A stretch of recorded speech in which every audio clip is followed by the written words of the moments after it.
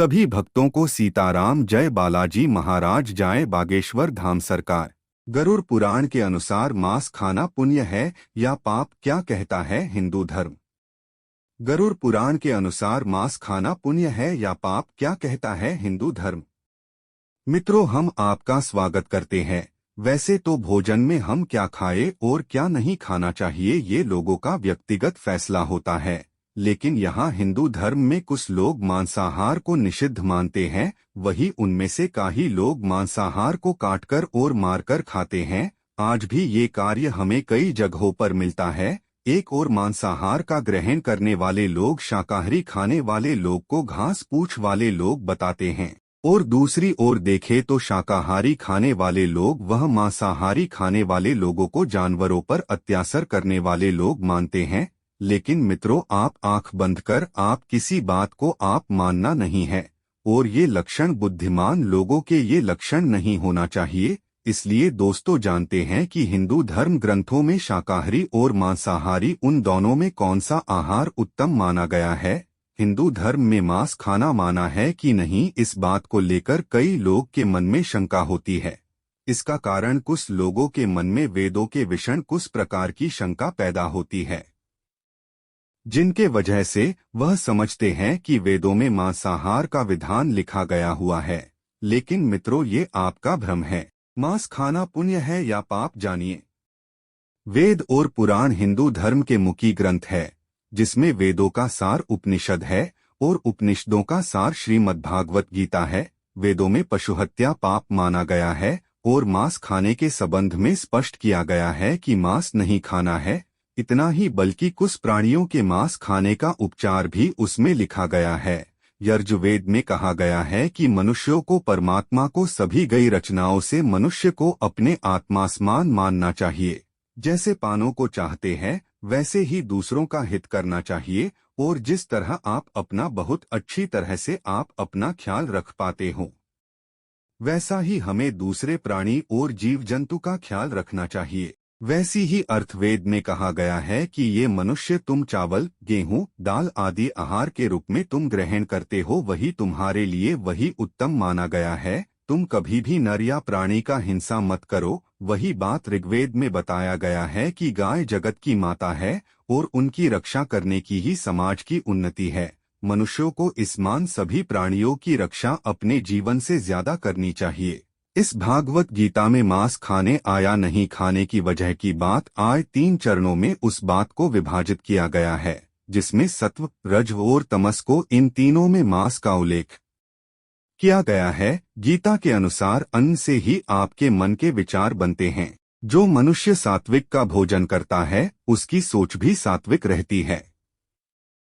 मांस और मदिरा की जैसी चीजें तामसिक भोजन कहा जाता है। इस तरह का भोजन करने वाले लोग अक्सर कुकर्म, रोगी, एक दर्दी की तरह रहना, दुखी और सदैव के लिए आलसी बन जाते हैं। गीता के अनुसार सात्विक भोजन करने वाले लोग की उम्र बढ़ती है और उसका आयु को लंबा कर देता है, और उनका मन को स्वस्थ और तंदुरुस्त रखने के लिए बहुत ही अच्छा होता है, जिस कारण वह बल, बुद्धि और आयु को बढ़ाने में हमें इस हिंदू की तरह हमें शाकाहारी का भोजन खाना चाहिए। ठीक वैसे ही गरुड़ पुराण में बताया है कि जिसमें हमें श्री कृष्ण की एक कथा का वर्णन मिलता है। गरुड़ पुराण के अनुसार इस कथानुसार मांस खाना पुण्य है, ये बात को लेकर भगवान श्री कृष्ण की कथा। बचपन में एक दिन श्री कृष्ण तब यमुना किनारे पर एक पाई पैर के नीचे एक दिन बांसुरी बजा रहे थे। ठीक उसी समय पर उसके पास एक हिरन दौड़ता हुआ हिरण आया था और उयान के पीछे जाकर वह चुप गया था। तब हिरन बहुत डरा हुआ था। तब श्री कृष्ण ने हिरण के माथा पर हाथ हिलाया और तब हिरन को पूछा, क्या बात है हिरण, तुम बड़ा घबराकर यहाँ पर आ गए। तभी वहाँ पर एक शिकारी वहाँ आ गया। तब शिकारी बोला कि ये मेरा शिकार है, तुम मुझे दे दो। तब भगवान श्री कृष्ण बोले कि हर जीवित प्राणी पर सबसे पहले उनका हक होता है, न कि किसी और का हक होता है। ये बात सुनकर शिकारी को बड़ा ही क्रोध आ गया था। उस शिकारी गरज हुए कहा, भगवान कृष्ण को ये मेरा शिकार है जिसे मैं पकाकर खाऊंगा, ये बात छोड़ो, तुम मुझे तुम्हारा ज्ञान मत दो। इस प्रकार ये बात भगवान श्री कृष्ण दोबारा बोले कि किसी भी प्राणी को मारना या जीव को मारना ये बड़ा ही पाप है। क्या तुम पाप के भागी बनाना चाहते हो? मांसाहार ये पापा है या पुण्य, ये बात तुम नहीं जानते हो। तब वह शिकारी बोला कि मैं आपकी तरह बहुत ज्ञानी नहीं हूँ कि मैं क्या जानूं कि मांसाहार पापा है या पुण्य, ये बात नहीं जानता हूँ। मैं तो बस इतना जानता हूँ कि मैं यदि ये शिकार नहीं कर पाया तो मुझे ये खाना नहीं मिल पाएगा। मैं इस हिरण को इस जीव से मुक्त कर मैं तो पुण्य ही तो कमा रहा हूँ। फिर आप क्यों मुझे इस पुण्य को कमाने से मुझे तुम रोक रहे? जहाँ तक मैंने सुना है कि जीवा हत्या तो शास्त्रों में उसका उल्लेख किया गया है। तब राज भी शिकार करते थे, तब ये पाप नहीं कहलाता था, और इस पाप का मैं ही क्यों अब भोगी बनूं, बताओ तुम। तब शिकारी श्री कृष्ण को पूछा, अब आप ही बताइए कि मांसाहार पाप है या पुण्य, इसके बारे में बताइए।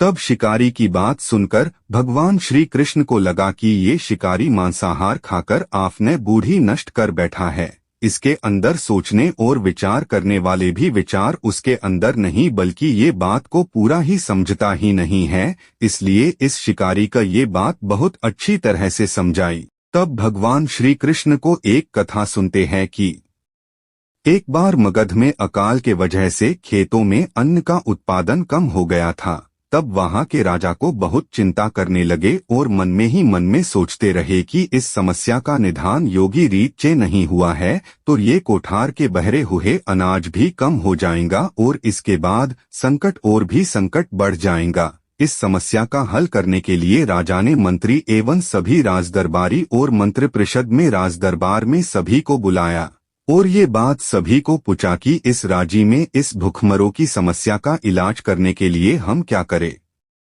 ये बात सुनकर सभी मंत्रीगण सोचते रहे, यदि हम चावल गेहूं को उगाने के लिए हमें बहुत ही श्रम करना पड़ता है और उसमें भी समय काफी ज्यादा लगता है, ऐसे में राजा कोई भी सस्ता नहीं हो सकता है। तभी शिकरा करने वाले एक मंत्री ने खड़े हुए कहा कि करने वाले महाराज ने कहा कि सबसे आसान तरीका मांसाहारी है, ये धन की खर्चा नहीं करता है होगा और आपको समय भी बर्बाद नहीं होगा। इस बात को लेकर सबका समर्थन मिलता है।